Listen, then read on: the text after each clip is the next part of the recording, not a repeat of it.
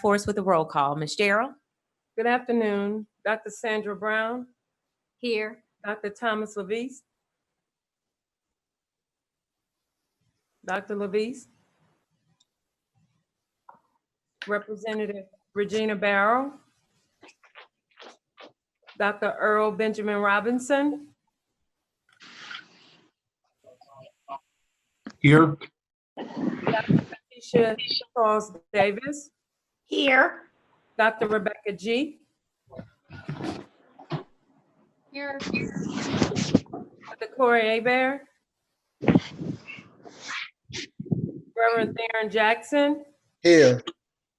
Mr. Raymond Jetson? Here. Dr. Peter Kaczmarski? Here. Ms. Kathleen Kennedy? Here. Mr. Michael McClanahan? Dr. Orlando McMeans? Dr. McMeans? Representative Dustin Miller? Ms. Judy Morse? Hi, I'm here. Dr. Demetrius Porsche? Here. Dr. Ronnie Whitfield? Here. Dr. Gary Wilkes? Here. Dr. Ray Belton? Dr. Kim Hunter-Reed? Mr. Victor Jones? Here. Okay. Thank you. Secretary Kimberly Lewis Robinson? Dr. Katara Williams? I'm here. Dr. Adrian Wilson?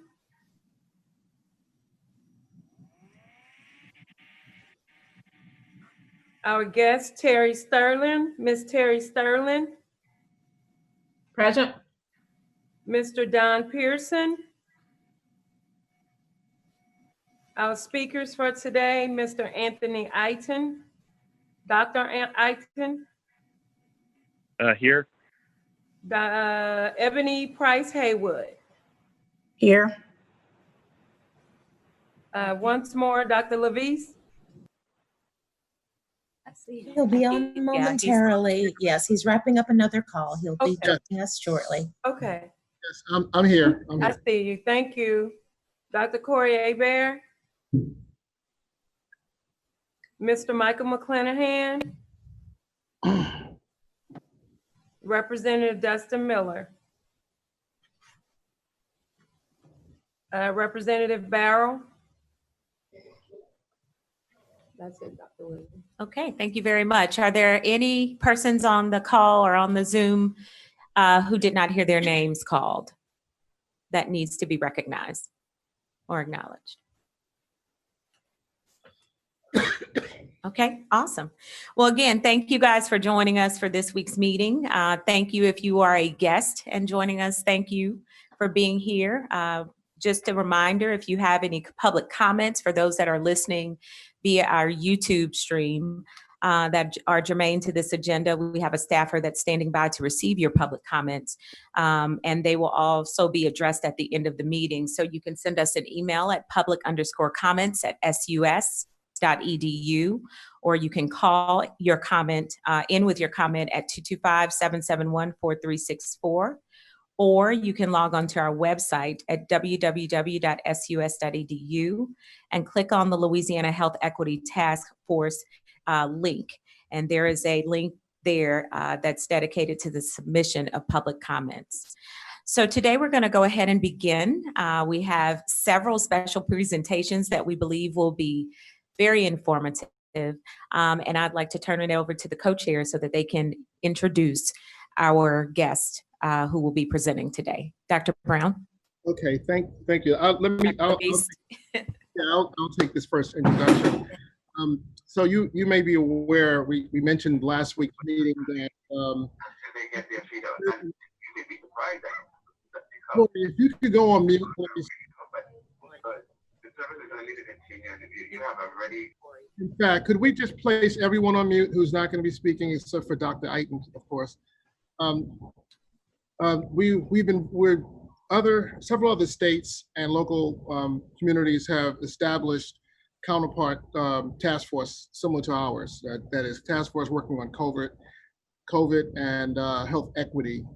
And we're reaching out to the other task forces around the country to see if we can develop relationships with them where we can share information, share ideas and best practices, and even possibly coordinate some of our activities across the state so that we can have a bigger impact. The first task force that we've reached out to is in California, Oakland, California, a task force that is co-chaired by Tony Eiten, who is someone I've known for some time.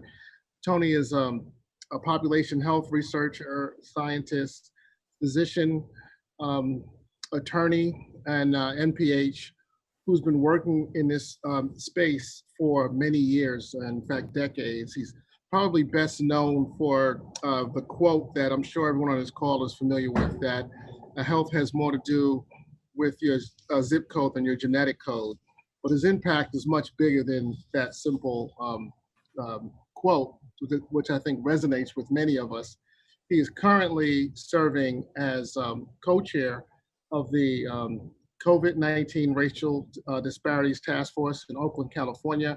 And he is also a senior vice president for healthy communities at the California Endowment.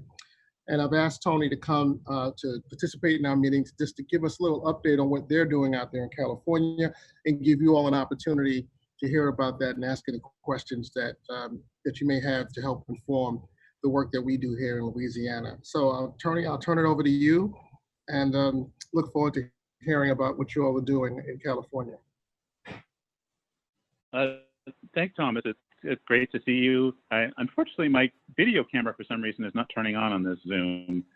I don't know why. It keeps giving me an error message. But I do have some slides to show. Oh wait, host is asked that you start your video. So let me see if that works. Nope, it's still giving me the error message. I have some slides which I believe were sent to you guys, but I'm going to try to share my screen and allow for, okay, it says host disabled participant screen sharing. So if somebody can tell me whether you have the slides, or B, whether you can allow me to share my screen to show the slides. We're allowing you to share your screen now. Okay, so let me try that. Okay, there we go. And let me find the right slides. There we go. Okay, and if somebody could confirm that you can see the slides. Yes, we can see them. Okay, good, great. Well, again, thank you very much for having me. This has been a very unique moment for many of us. I'm sure, Thomas, you're feeling the same way. For those of us who've been in public health leadership roles and who've been focused on health disparities and health inequities, this moment has presented for us a real kind of test of our theories and some of our practices. So I am based in California, based in the Oakland area, and have been working for the California Endowment, which is the state's largest health foundation, for the past 10 years. Before that, I ran the Alameda County Public Health Department, which is where Oakland is located. And I was asked by the mayor of the city of Oakland to co-chair this task force on disproportionality. So let me take you through just a few points, and please feel free to ask any questions either during or after my comments. I want to start with this W.E.B. Du Bois quote, which I find is so salient in this moment. He said, "The most difficult social problem in the matter of Negro health is the peculiar attitude of the nation towards the well-being of the race. There have been few other cases in the history of civilized peoples where human suffering has been viewed with such peculiar indifference." That was over 100 years ago, and I think it's an absolutely apt quote for what we're experiencing at this time. So we know, and the reason that your task force is together and the reason ours is pulled together is this question of disproportionality. It's not a question, it's a fact of disproportionality in the manifestation of COVID-19, particularly when it comes, in our case in California, to deaths. and to hospitalizations. This is real and it's profound. I wrote an op-ed in the Sacramento Bee, which is where our capital is, talking about policy violence, which is basically translating Du Bois's, observation into the reality of the legacy of indifference towards the plight of African Americans in this country has produced enormous social vulnerability. And the point I made in the op-ed was that, we saw disproportionality in Hurricane Katrina. We saw disproportionality in major heat waves across the Midwest in this country in the mid-90s. We saw disproportionality in HIV/AIDS. More recently, we saw disproportionality in the foreclosure crisis. Why would we expect not to see disproportionality in COVID-19? It's the same pattern, and it's the product of the same state-mediated policy violence. And what policy violence is the absence of affirmative policy in the face of abject need. And so in that setting, Oakland declared a state of emergency, as did Alameda County, for African Americans. And as part of that state of emergency, we put together a task force, not just to address racial disparities, but to actually reduce racial disparities in COVID-19. We want to, in real time, head off disproportionality of this disease in our population in Oakland. So our strategies include short-term, intermediate-term, and long-term. The task force has a timeline of 6 months. The first 4 months are focused on short-term strategies, things that we can do now to head off the disproportionality in Oakland and Alameda County. And the last 2 months are really focused on intermediate and long-term policy strategies to prevent future disproportionality, both in COVID-19 as well as in other major societal stressors. So as you all know, and I'm sure you've talked about, there are multiple layers of inequity that produce disproportionality. African Americans are disproportionately exposed to the virus due to occupational risk, disproportionately in service industries, public transportation, security, retail. All of these settings are settings in which people are exposed to the public and therefore at greater risk of being exposed to the virus.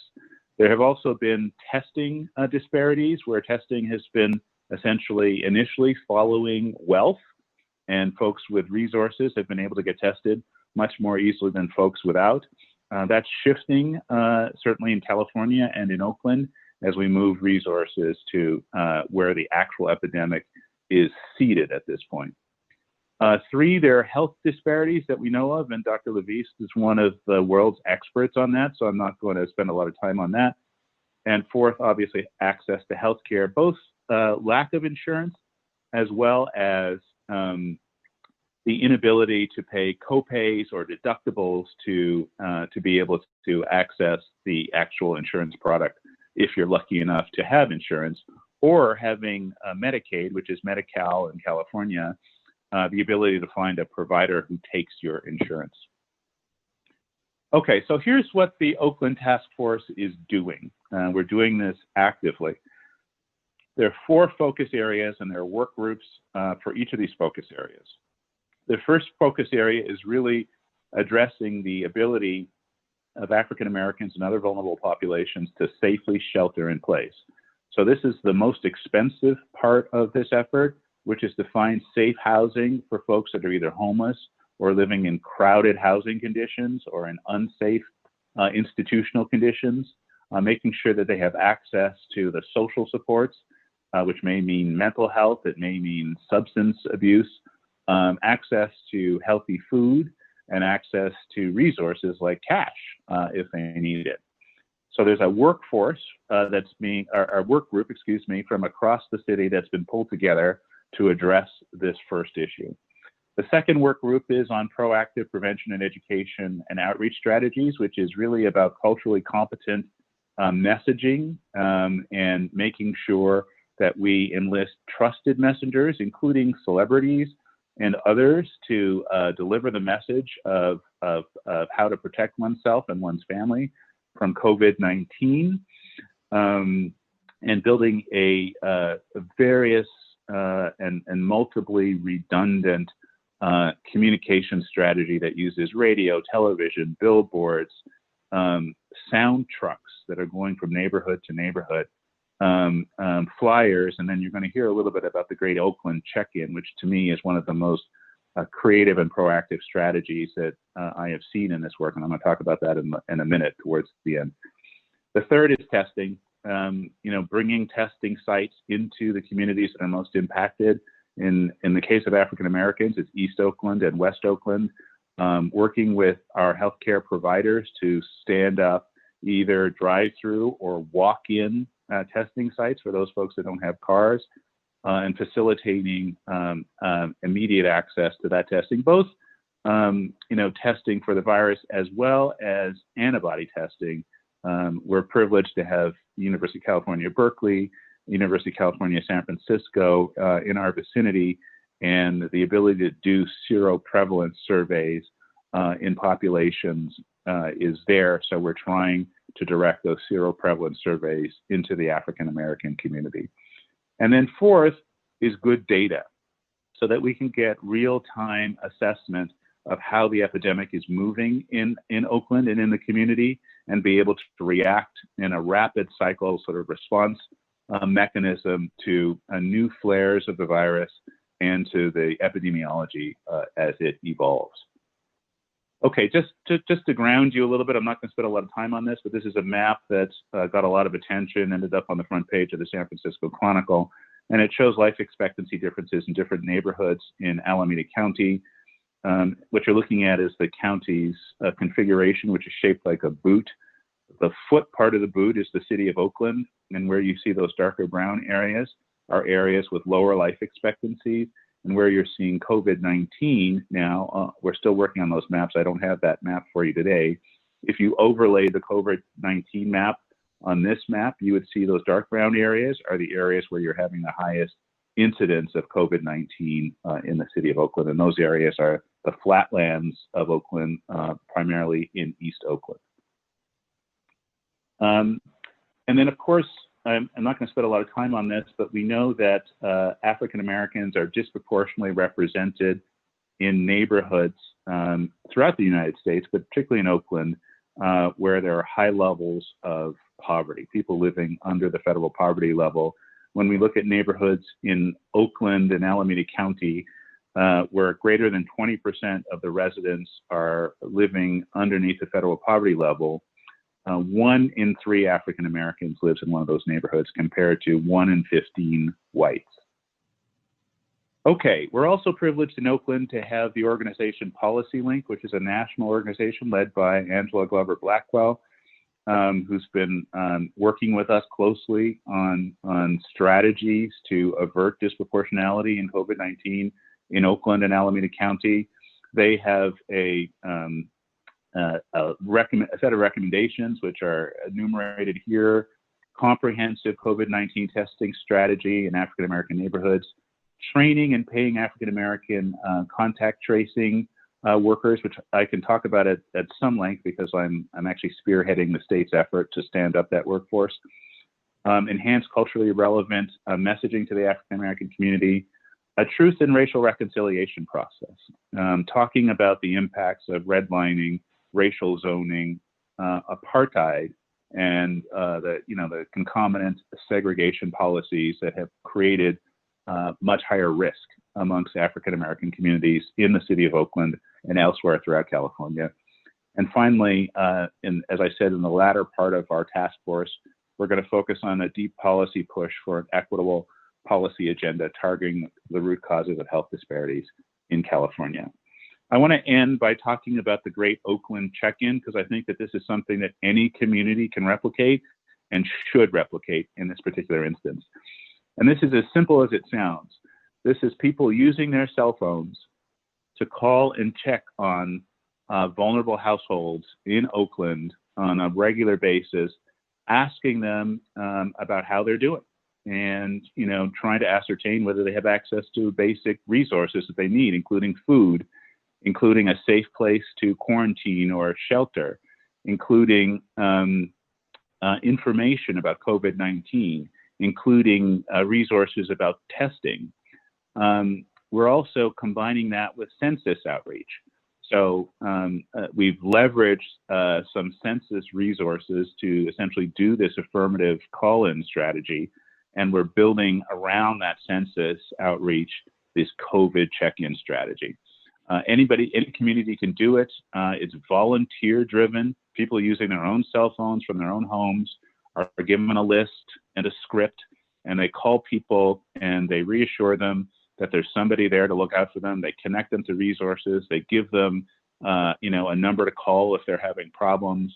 And it's a wonderful strategy for building social capital and enlisting this sense of collectivism, which is necessary in order to have solidarity for policies to prevent this sort of thing in the future.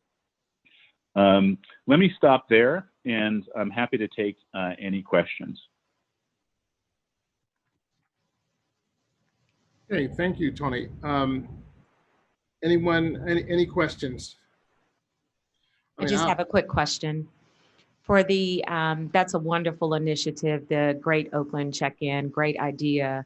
Maybe something that the Community and Outreach Subcommittee may want to even consider within this work group. Just a quick question in terms of your listserv of people, those vulnerable families or the families that need to be contacted. Logistically, who provided those lists for you all? Yeah, so there's two ways, there are multiple ways to do this, but there are two ways in which Oakland is doing it.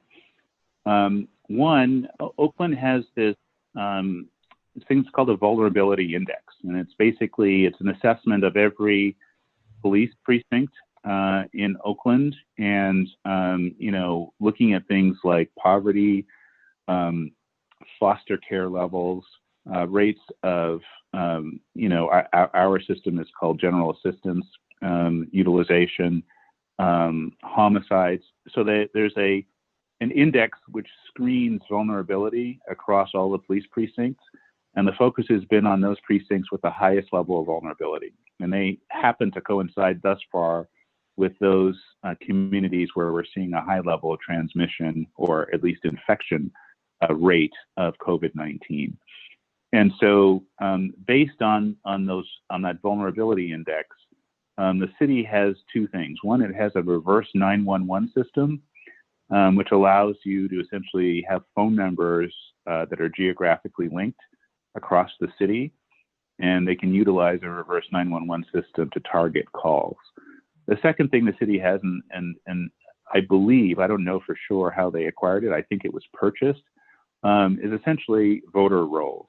And they have the ability essentially to just call voters.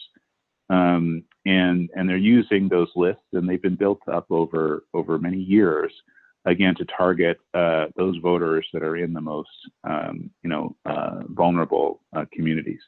There are also proprietary lists that you can get. There's a little cost associated with them, but they're not outrageously expensive. They can get you phone numbers that are targeted to addresses. Regardless of how you construct those lists, the key is to target the most vulnerable communities with the calls. Thank you. That answers my question. Thank you. Yeah, I think that would be an interesting project for us to look at, and maybe even to add to it survivors, COVID survivors, as another group that could be checked in on as well, in addition to seniors and communities. Any other questions?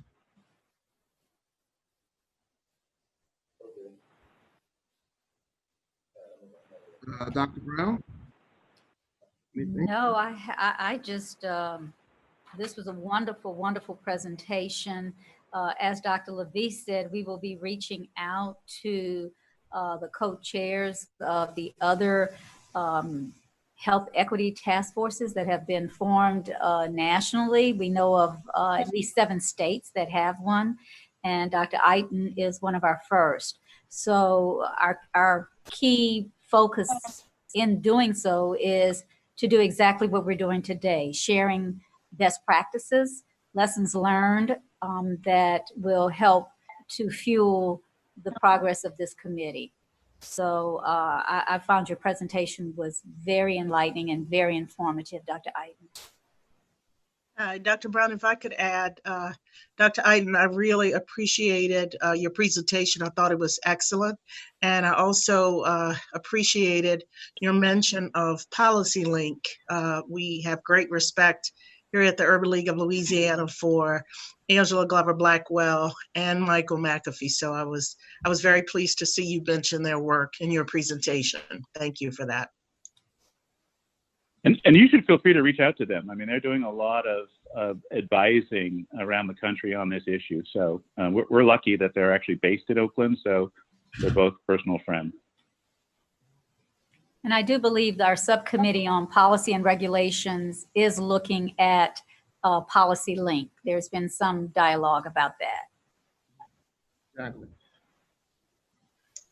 And we also will have the Health Equity Dashboard is also having a presentation next week from Policy Link as well.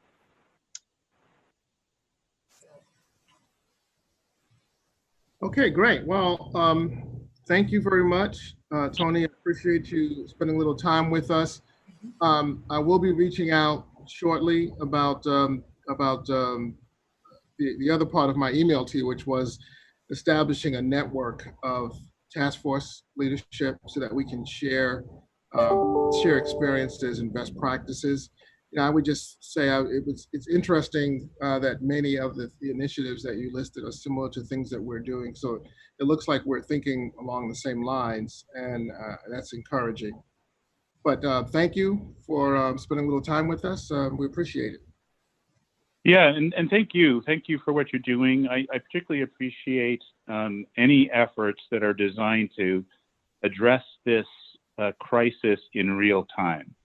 In other words, not more studies, not more op-eds. I mean, those things are useful as adjuncts, but we need to get into these communities and act today, and to do it in a way that actually reduces the likelihood that you will have spread today. And so I've been encouraging every group that I've been working with to avoid the sort of the tendency to study the problem to death, but instead to act, and to act now. Well, Thanks for having me. Just to give you a little bit about our framework, we're working from, we're working on a 3-part framework as well. And the first and the highest priority for us is things that we can do right now in real time to impact what's happening on the ground. So similar to yours, that's our first category of activities, and that's what we're focusing on right now. Our second set of activities will be based on when we come out of the pandemic, how do we come out and not go back to the old normal of inequity, but rather move Louisiana into a new normal that is more equitable. And then the third category that we'll be dealing with is a look back, where we'll look back on what we've done throughout the entire course of the pandemic, so that we can leave breadcrumbs going forward about what we did right, what we did wrong, what we could have done better, so that the next time something like this happens, we'll be better prepared and better positioned to learn from those experiences. So we're using a similar framework to the way that you all are thinking about it. So I think, which is what really impresses me, that we're thinking along the same lines. That's great, and I really appreciate what you're doing and respect the way that you're going about it. I think we all have to sort of roll up our sleeves and work together in this moment. So thanks for having me, and I look forward to hearing and keeping in touch with what you're doing. Okay, thank you. Thank you. Okay, Dr. Brown, I'll turn it over to you. Okay. Our next presentation will be by our very own Dr. Ebony Price Haywood. She serves as a subcommittee member on the Louisiana COVID-19 Health Equity Task Force. Dr. Ebony Price Haywood is a native of New Orleans. She's a general internist and director of Ochsner's Center for Outcomes and Health Services Research. Her research focuses on strategies to improve healthcare equity, for at-risk populations. She leads a system-wide research center which designs, evaluates, and disseminates next-generation solutions for healthcare delivery to improve both the efficiency and the effectiveness of healthcare.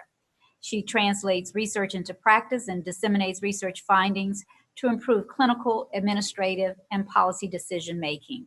She received her medical degree from Johns Hopkins University School of Medicine and her Master's of Public Health from Johns Hopkins Bloomberg School of Public Health. She recently published a manuscript titled Hospitalization and Mortality Among Black Patients and White Patients with COVID-19 in the New England Journal of Medicine, and she's here to present her findings. Dr. Price Hayward. Thank you. I'm here. Can we pull the slides up?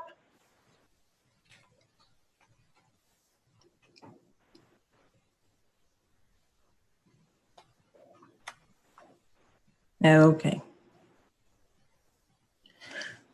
Again, thanks for the introduction and for inviting me to speak today. Just like the rest of you, I've been very anxious to do a deep dive on the Louisiana data to further understand the disproportionate share of COVID-19 infections that we've seen in the minority population. And it's my hope that this afternoon, this presentation will help push this conversation forward. So in terms of the public health significance, I think it goes without saying, much of what's been reported in the literature focused up to now on age and sex, but Louisiana was one of the first states to publish information revealing the disproportionate share of COVID-19 deaths among Blacks in the state. And so more information was needed in terms of racial and ethnic differences and outcomes, and that was the impetus for this study. Next slide. So this was a retrospective review of medical records of patients who had been seen within the Oxygen Health system between March 1st and April, who had tested positive, and we had followed them for outcomes through early May of 2020. Next slide. So among those patients who had tested positive during that time period, there were about 3,626 patients.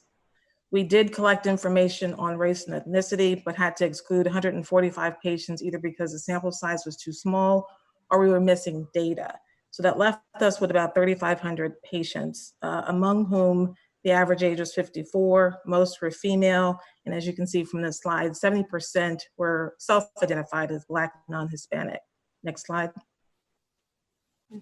In terms of the characteristics of those patients, compared to white non-Hispanics, a higher proportion of Black patients were tested within the emergency department. And quite frankly, it was striking to see 65% versus 38%. Overall, among white patients, there was a more even distribution between emergency room versus urgent care versus a clinical setting. Whereas for Black patients, as I show here, majority of them were tested in the emergency department. Looking at other characteristics, the rate of Medicaid insurance was 3 times higher among Black patients. The rate of living in a low-income area was twice as high. And then common conditions that were seen were obesity, diabetes, hypertension, high blood pressure, and chronic kidney disease. And as you can see with the obesity, there was a huge difference in the rate of 54% versus 40% of patients. But I will note that these chronic conditions are prevalent in the state of Louisiana, and our numbers are very similar to the Louisiana health statistics. In terms of at the time when they were tested, most people presented with fever, cough, and shortness of breath at the time of testing. Next slide. Of those patients, 1,382 actually ended up being hospitalized. So that's about 40%, a little bit more than 40% of the sample. Most of those who were hospitalized were Black. There were 474 patients admitted to the intensive care units, 80% were Black. Among 354 who were on mechanical ventilation, 82% were Black. Of the 326 who died during that period, 71% were Black. And of note, most of the people who died had been on mechanical ventilation at some point during the course of their care. And again, 74% of those were Black patients. Next slide. So we looked at other presentations, clinical presentations, laboratory findings to see if there were a difference between races. And as this slide shows, among white patients, there was a higher proportion of them presenting with low blood counts, metabolic disorders, or sodium levels being low, and markers of heart failure. Whereas a higher proportion of Black patients that presented with worsening kidney or liver function, and also various markers of inflammation. Next slide.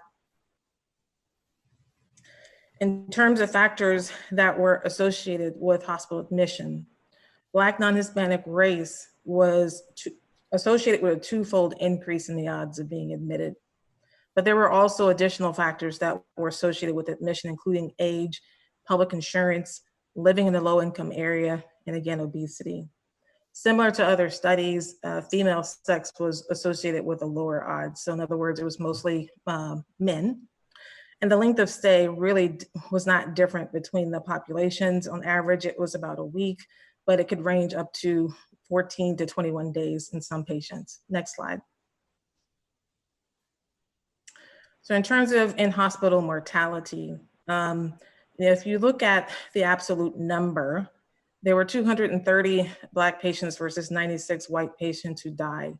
Within each group, however, if you look at the actual percentage within each group, it's 30% versus 22% of Black patients who died.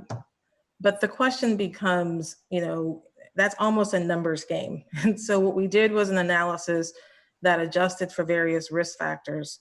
And after doing so, discovered that there was no difference in in-hospital death between the Black and white patient subpopulations after we accounted for social demographic differences in clinical characteristics. In fact, it was your increasing age, presenting with high, basically respiratory failure, high breathing rates, signs of organ damage, inflammation, markers, and low blood counts that were predictors of death. Next slide. So often when I'm reviewing the study results, most people ask me, is there anything that I was surprised about? And I always respond yes and no. No, in the sense that the burden of chronic conditions that we saw are congruent with Louisiana health statistics. And as the previous speaker had said, we saw the same thing after Hurricane Katrina. So all this did, COVID-19 just unveiled what we had already known and has already been well documented. Am I surprised that the majority of testing occurred in the emergency department? To that, I would say no, mainly because at the time we were restricted to testing people who had symptoms. But also, if you think about the pattern of distribution in our population, typically publicly insured and low-income populations disproportionately actually use the emergency department to access services. So again, I wasn't 100% surprised. But I will say I was disappointed that it appeared that there was a big difference between the pattern of utilization between white versus Black patients. The other surprising piece is that 31% of Ochsner's patient population self-identify as Black, yet close to 80% of patients who were admitted were Black. And they appear to present with much more severe illness. But race was not an independent factor in death after we took into account a number of factors. Next slide. So then the question always is, well, what do we do with this information and what are the next steps? And I think some of the conclusions that we drew in the manuscript is similar to the first speaker, which was, we postulated that there was a difference in exposure risk, testing disparities, obviously health disparities, and questions about access to health. So in terms of COVID-19 specifically, we do need to understand further some differences between the populations. And so accessing to testing in the ED versus non-hospital settings is a major concern. But with the push for community testing, I'm hopeful that that will address that if we anticipate a second wave. In terms of the severity of illness upon presentation, we can't overlook the possibility that there was a delay in care. But this study is not designed to answer why there was a delay in care. There are some hints and suggestions that maybe the biological response to the virus may be different, but more needs to be studied to draw that conclusion. And some people have raised questions about COVID-19 treatment pathways in different populations, and measures that we should take in terms of mechanical ventilation versus other methods of treating people presenting with respiratory symptoms. Outside of COVID-19, it doesn't erase the longstanding health disparities that we've documented year after year after year. And what I would suggest is that we, in terms of taking the data and developing an action plan, that we do need to always remember the social determinants of health. And as we think about strategies to reduce disparities, what I would argue is that it's not a single intervention. In fact, it's a multi-level intervention. And we have to use frameworks that take into account health policy, the structural barriers within community. The healthcare systems do indeed play a role, as do providers. And then there are things that are on the patient level that also contribute. But this is a complex issue that is going to be a marathon and not a sprint. And I think it's important for us to just start taking a deep dive through that and then taking the data and developing an action plan. Next slide. That should be it. So I can take questions now. The article is free online at this link that's displayed on the screen. Thank you, Dr. Haywood. This was excellent. Any questions from the committee? Hey, this is go ahead, Dr. Gee. No, this is Rebecca. I just want to say, look, this is the preeminent journal in the United States, one of the preeminent journals in the world. And Dr. Price Haywood, I'm extremely proud of you. So glad this work came out of Louisiana, and really appreciated you sharing this with us. And congratulations for this very important work. Thank you. Appreciate it. Yeah, I just want to echo Dr. Gee's sentiments. I was really excited to see that you were leading this effort.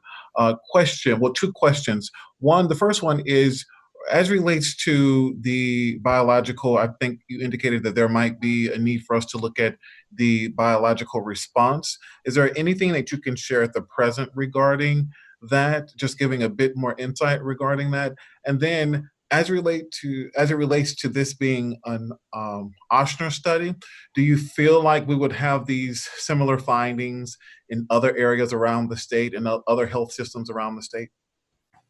So I'll start with the second question. I can tell you that I've received email communications from as far away as California, and actually in some other countries in the last 24 hours, where people were saying that what I described is what they're seeing. And it's a similar experience that transcends location. And so there's obviously a trend there. So I would say, yes, I think it's representative of the state, but it's also representative of our country and other parts of the world with a large population of minorities. In terms of the biological response or inflammation, so there's been a lot of discussion around whether or not different subpopulations have a stronger inflammatory response to the virus. We don't quite have, we're still in the early stage, so that's just postulating based on laboratory findings that are being seen.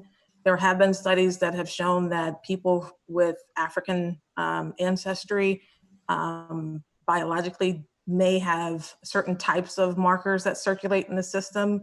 And so depending on what the exposure or the disease is, we may have a stronger response. Now that response may lead to organ failure and all the other things that we saw. I think it's interesting that the LSU pathologist recently published some work related to doing autopsies and what they found on examining the lung arteries with clots and stuff like that. So I think there's more to be learned. We don't know. I mean, most of this is just postulating.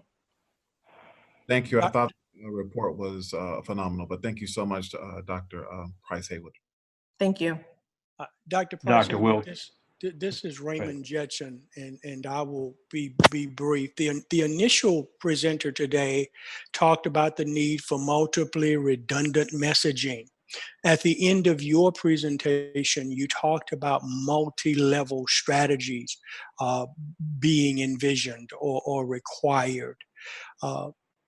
Where do you see as the the nexus for what has to be action happening in a number of different places, thus necessitating multiple actors, but some level of coordination and collaboration. And so what do you see as the central point in such an effort?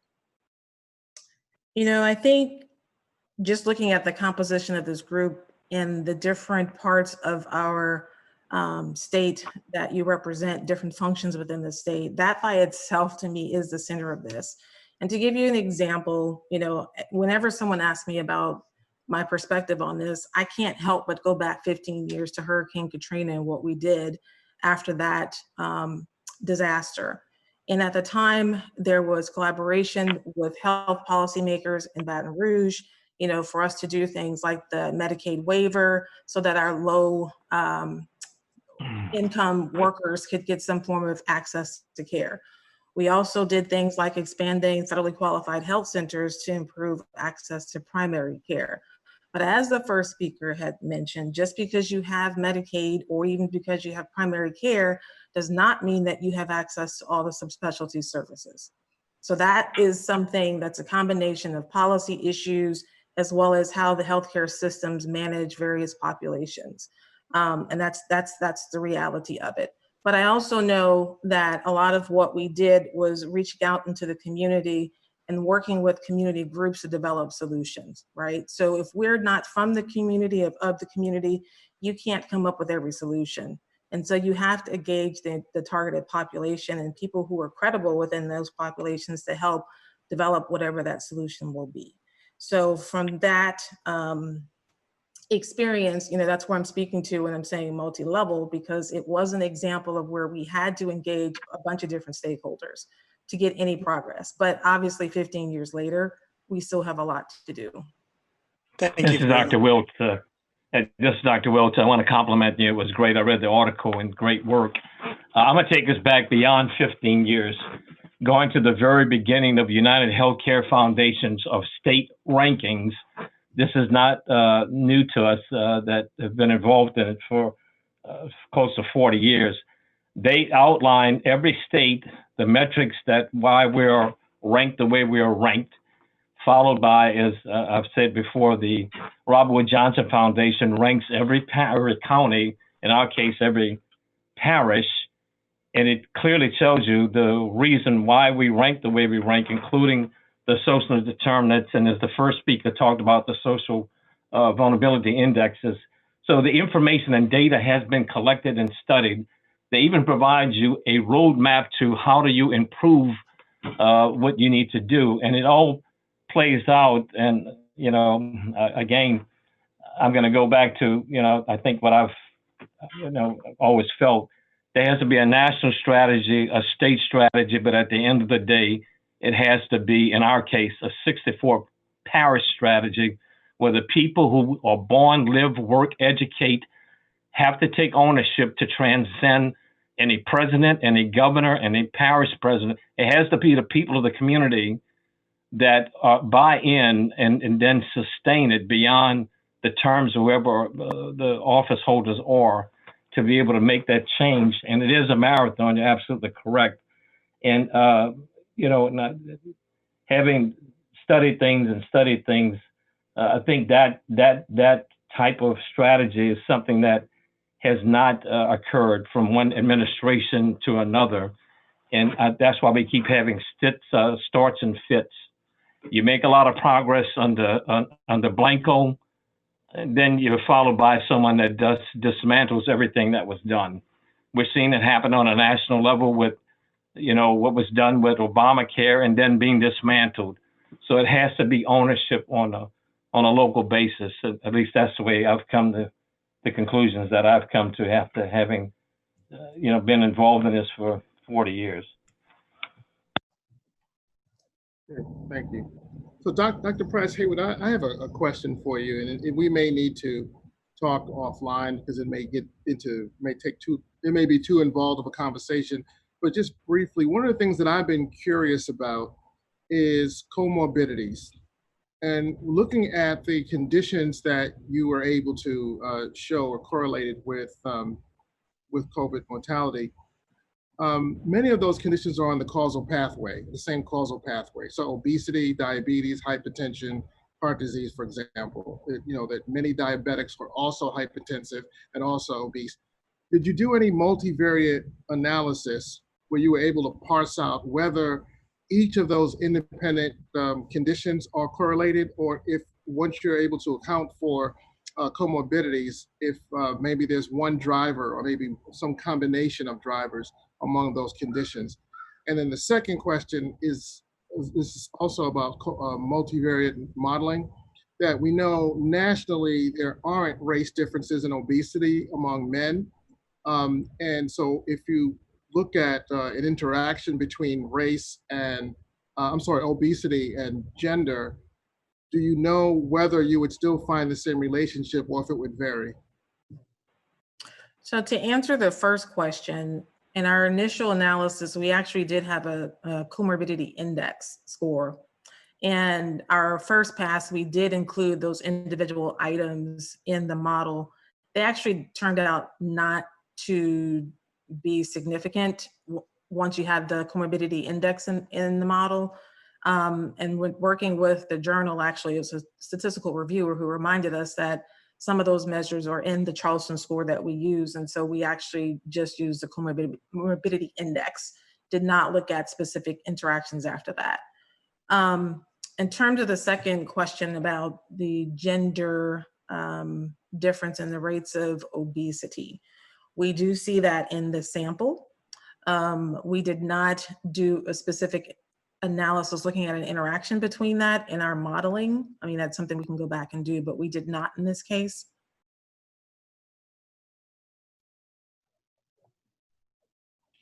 Okay, I'll follow up with you another time about more the analysis. But thank you for that presentation and congratulations on the publication. This is important information for us to have out, and I think it's really important that Louisiana is beginning to get some of our information into the national literature as well. So thank you for taking leadership on this. Thank you. I have a question as well. Hi, Ebony. Congratulations. This is Takesha on your publication. Very, very informative. My question is really about how the information that you have ascertained at this point is being utilized going forward within your own work in your system. We know that your health system is involved with some of the community-based testing, as you mentioned. And are you utilizing the data that you gain to help direct some of the way that the testing is being dispersed within your own system? Yeah, so I actually am the co-chair for our Disparities Task Force, along with Deborah Grimes, who's our Chief Diversity Officer.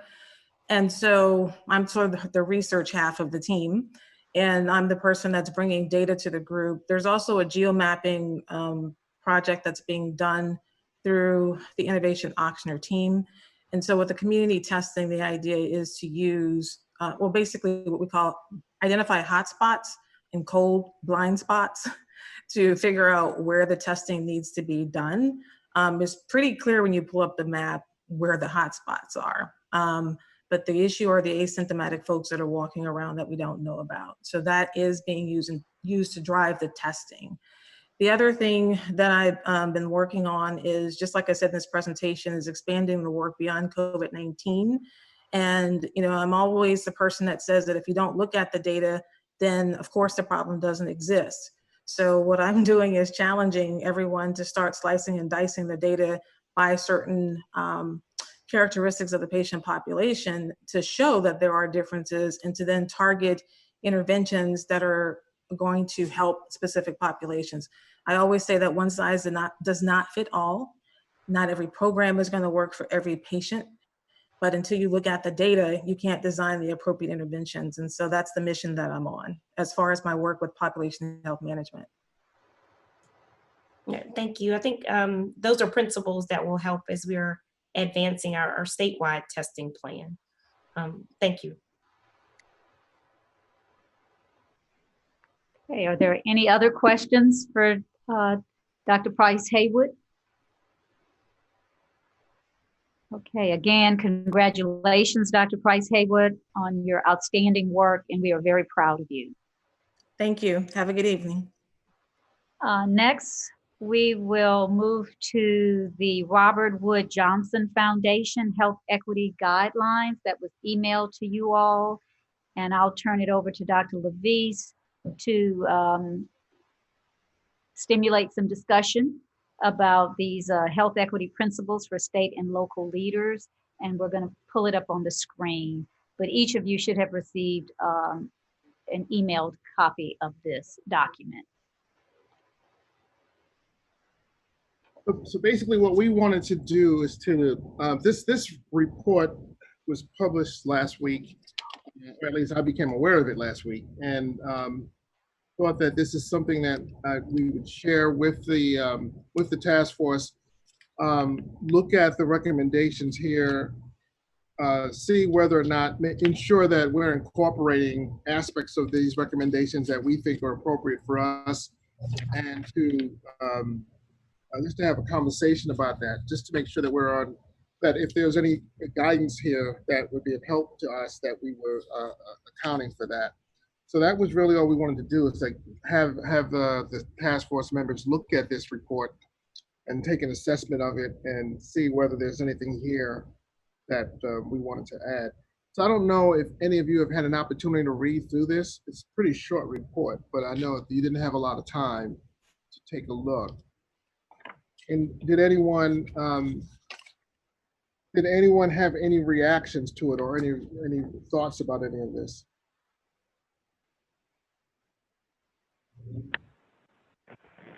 This is Dr. Welch. Yes, I looked at it, and as I said earlier, the Robert Wood Johnson Foundation has been on the forefront of collecting data and breaking and slicing and dicing that, as Dr. Price indicated, they've broken it down on a incremental unit, county by county.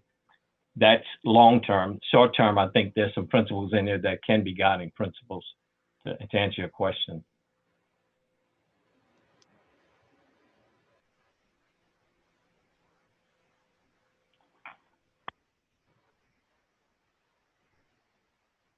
Okay. Well, I don't think we need to spend a lot of time on this. I just wanted to make sure this was brought to everyone's attention, and that we had an opportunity to make an assessment of whether or not there was anything here. In my reading of it, I don't really, I think that we're covering much of what's here, except perhaps with item 5, where they talk about investing in the public health and healthcare and social infrastructure.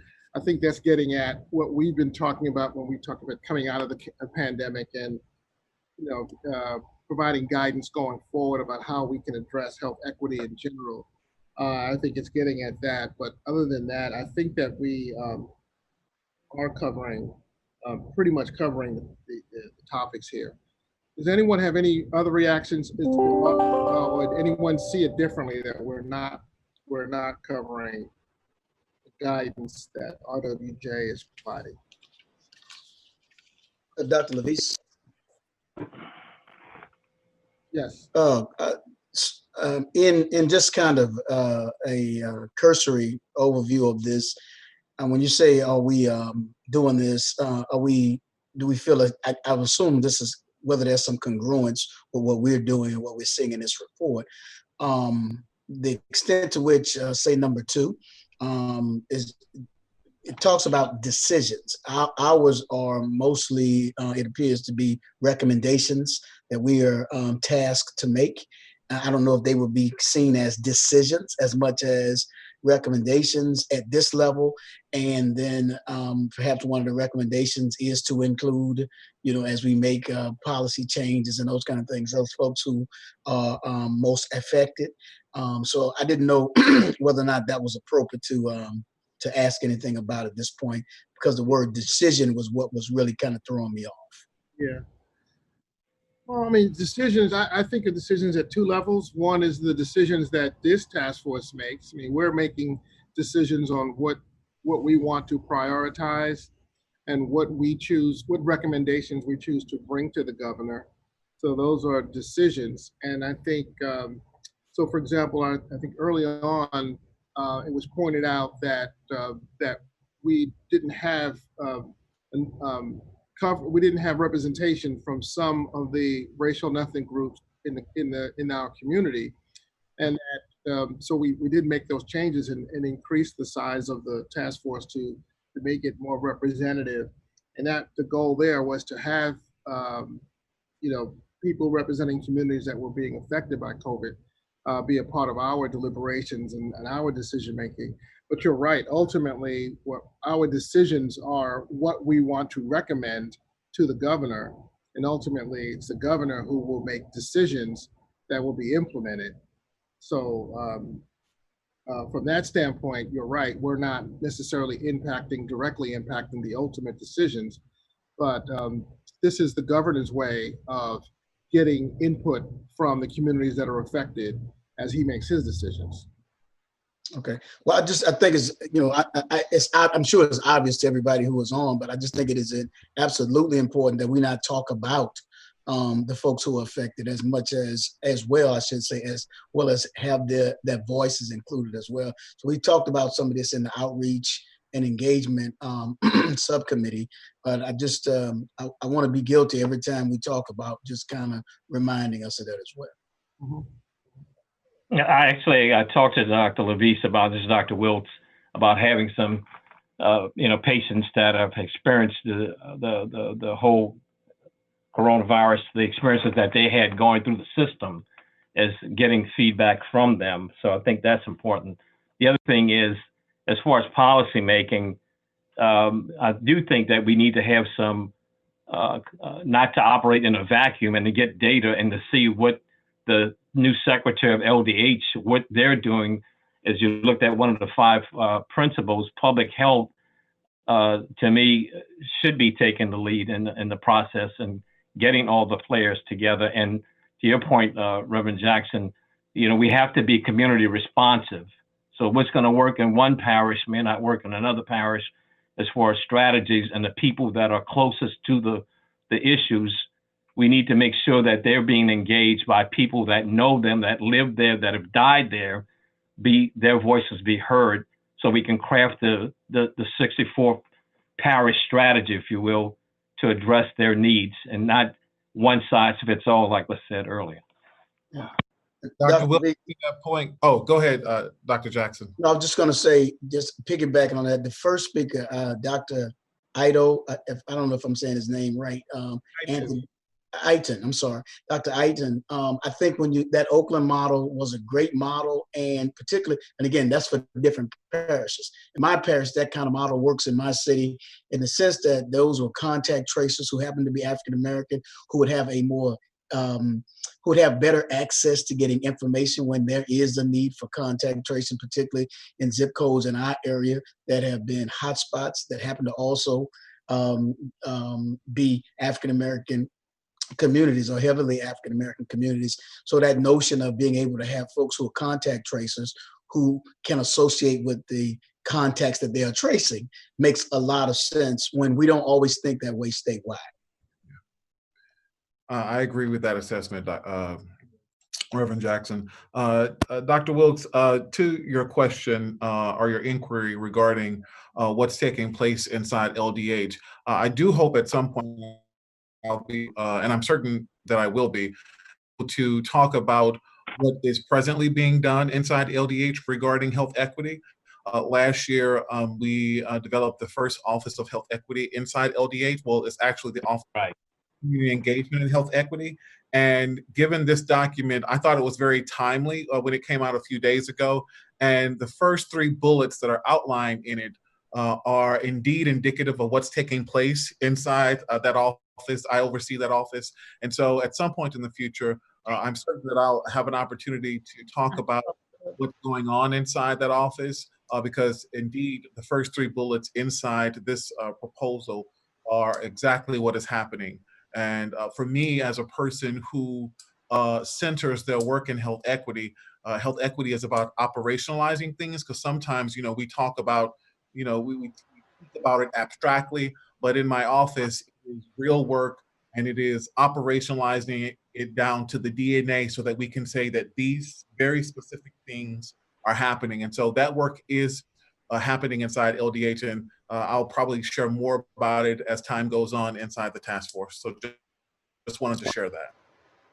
Well, let me just add that one recommendation, and you and I went to a town hall together, and I said it in publicly, and I'll keep saying it. Public health was gutted under the previous administration, and you're not at your fighting weight. And that's one of the recommendations I think that can come out of it, is that public health be fully funded the way it needs to be, so that they can deal, which is one of their missions and visions, is to deal with pandemics as one of if they can't lead us out of this or help guide us, then I don't know who else can. And but you have to have the resources to be able to do it.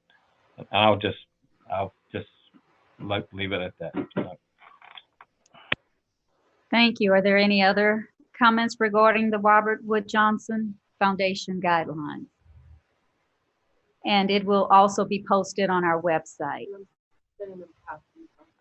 And so at this point, we would like to move to budget discussion. Can you show the document? Dr. Levice and I thought it would be good for us just to have a general conversation today as we begin to prepare a budget. As you all are aware, the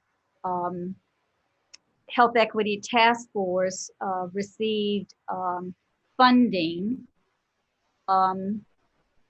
from 3 donors, and the 3 donors are the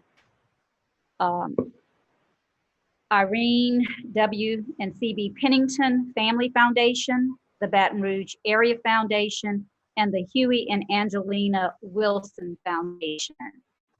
They announced that they awarded $500,000 to the governor's COVID-19 response fund to be made available to this Health Equity Task Force. The purpose is to examine the causes and possible solutions to the high rate of deaths from the coronavirus within Louisiana's African American community and other impacted populations. The funding is to be used for, we are given guidelines on how we can use the funding.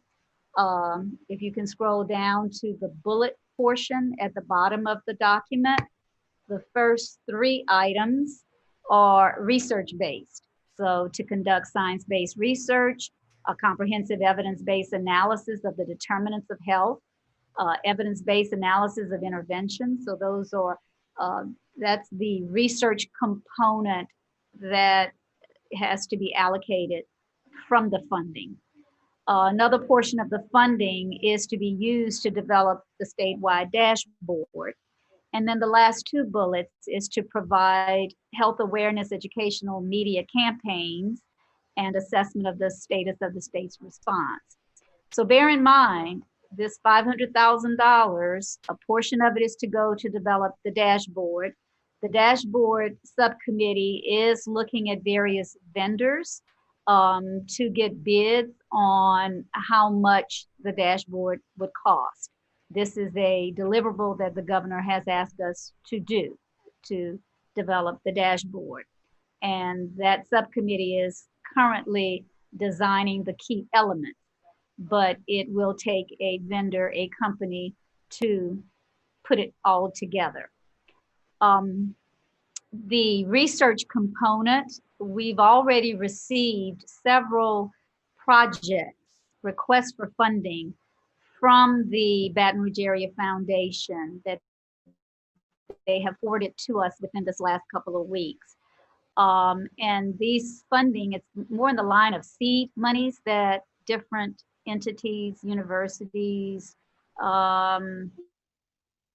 and organizations are requesting to conduct, and they're being forwarded to us for review and for consideration. So that's, we can talk more about that, but the opportunity of seed funding, as long as the projects are in alignment with the role and goal of the task force. And then the third aspect, again, would be the media campaign, some funding to go towards that. So we thought we would just open it up for discussion. we can formalize this process whereby you all maybe can submit in writing where you think portions of this funding should go. And then we can comprise a sample budget, bearing in mind that we comply with the guidelines for use of the funding. So I'll open it up for discussion. I'll turn it over to Dr. Levice if you want to add anything, Dr. Levice. Well, not much. Just that it's $500,000, and some of that money has already been earmarked for certain purposes. So it's not a tremendous amount of money, but it would be we appreciate it if each of the subcommittees would think about whether there are things that you'd like to do that would require some resources, and let us know what that is as we put together a budget. Again, we're not asking everyone to find things to spend the money on, but we're not at a loss for things to spend the money on. In fact, it's, a lot of it is already allocated because of some of the deliverables that we're required to do. But we just want to make sure that everyone had an opportunity, if there were things that you wanted to do and need you have, that there was an opportunity for us to consider that as we develop the budget. This is Rebecca. I think there's a big gap in terms of the public's understanding of testing and some of the things that are going to be needed over the next couple of months for opening up. I do not think we have culturally sensitive, messaging. I don't think the CDC has done a very good job looking at how messaging is understood or really accessible to the public. And so I applied for some money from Aspen Institute. I just got $7,500. It's not a ton of money, but if we could add it to something, I would really like to see us do a communication campaign that really looks at, and particularly the African American communities throughout our state, and what information is needed and how best to get that information disseminated. And I would love to put some money towards that if we can. So if others are interested in that, or if there's an effort going on, please let me know. But I just think people don't understand the test. There's certainly, there's tests that are better than others. There's a lot of misinformation about whether the antibody tests are valid. And I don't want people to have a false sense of confidence that they've gotten an antibody test, many of which are not approved by the FDA, and then they feel they can go out without worrying about COVID. So I think we have an urgent need for communications, and I don't feel that the need's being met. And I'm happy to put in resources and work with anyone else interested in this topic. But we do have a communications subcommittee that's working on that. What we can do is maybe invite you to a meeting so that you can hear what we're talking about. But we do have a committee that I'm on, that I'm heading up, that's working on messaging. And Tom, you've done, your work is so great. I know you've done the skin you're in, and your work is fantastic. So we could even have a meeting here in New Orleans soon, but let me know how I can help. Yeah. I was just going to add to that sentiment. One, looking at what the funding deliverables are, that the communication or media piece is one that we could have a direct impact on in the short term versus some of the research aspects in the dashboard that would take much longer. So would echo the sentiment that the communication and messaging would be a place for us to put some resources. And this is timely, since we do have the governor announcing today with the states statewide testing plan will be, I know we are a part of that, but I think that there will be a lot of need, as Rebecca stated, for us to have culturally sensitive messaging that is clear and accurate about the differences in the types of tests, what's available across the state, and what the results of those tests mean. So to be able to focus on that would be a good use of resources. So if the Executive Task Force committee members could send an email to Tracy, she's been our liaison, on some priorities, what we can use the funding for now, where the priorities should be best spent now, and we can certainly draft and incorporate those requests into the budget.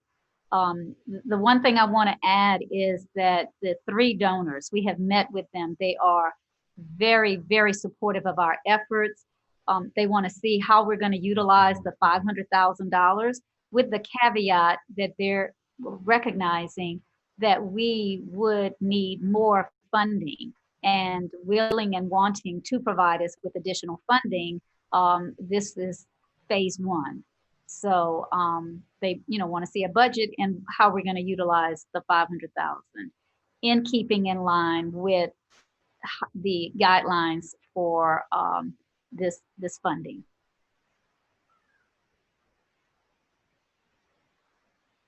Any other recommendations, thoughts? We know communication outreach is a priority. We know the messaging piece will be a priority. Testing as it relates to messaging. So we know we've already outlined some key priorities, but if there is something else that we may be missing, or some other aspects that you would want to see how this funding could best be utilized, we welcome your input. We will be finalizing the budget by Wednesday. So if you could get your recommendations to us before Wednesday, then we can certainly incorporate it.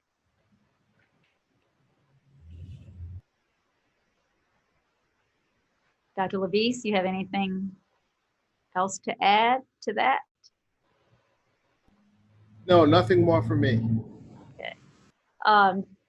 We'll move on to just a few updates.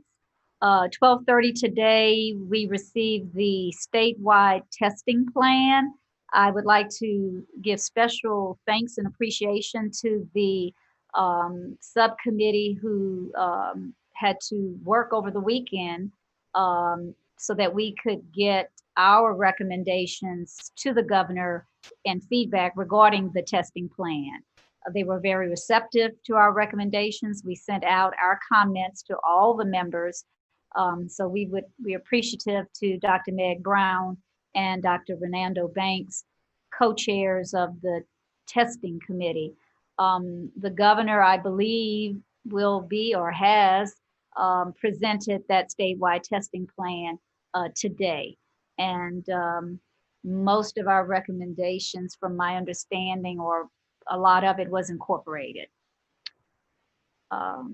Secretary Kimberly Robinson, do you have anything to add? I don't know if you're on the call or not. Is she on the call? No. Okay.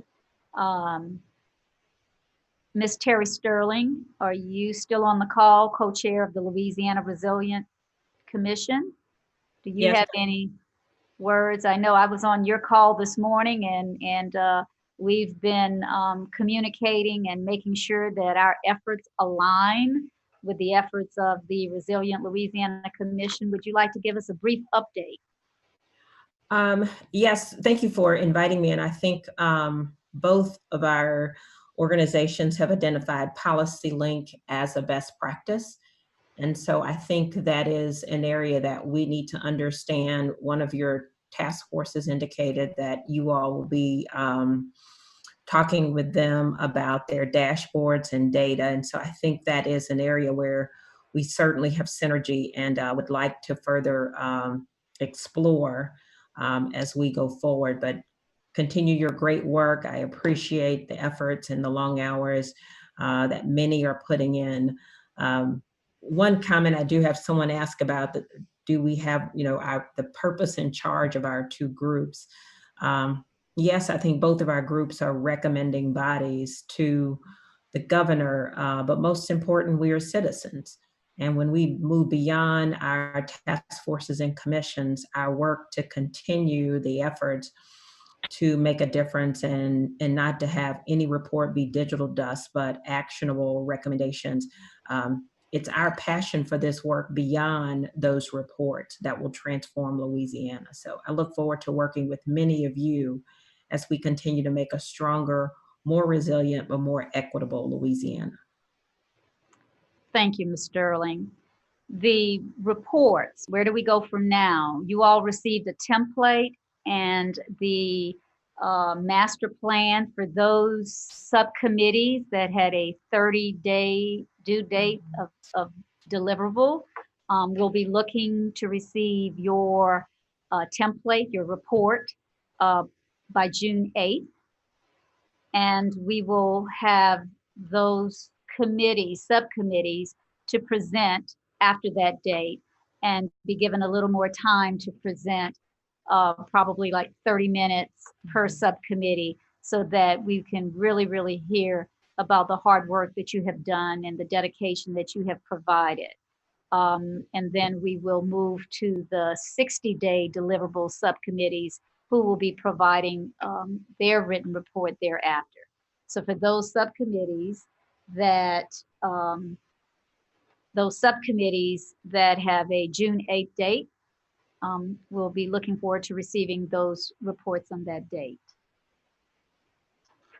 We'd also like to welcome 2 new members to our subcommittee task force. They have joined the messaging campaign, and it is Councilwoman Helena Marino and Councilwoman Cindy Nguyen, both out of New Orleans. And so they will be working on the messaging communication subcommittee. Are there any other questions or items for discussion from the Executive Task Committee? Okay, we'll open it up for public comments. Are there any public comments? Madam Co-Chair, there are no public comments. Okay. Is there a move for adjournment then?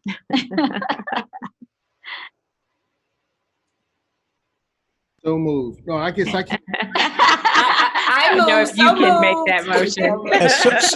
This is Raymond Jetson. So moved. So moved. We thank you again for your hard work. We appreciate all of the efforts that you all have and are doing to make Louisiana healthier, more equitable, more resilient. The work that you do today is going to impact the lives of so many moving forward. So know that what you are doing, one day, history will look back at this task force and say, they did this. So with that, you have a wonderful weekend, and we are scheduled to have another meeting on next Friday. And so we'll be sending communication and agendas out then. So thank you again, everyone, and have a wonderful weekend. Have a great weekend.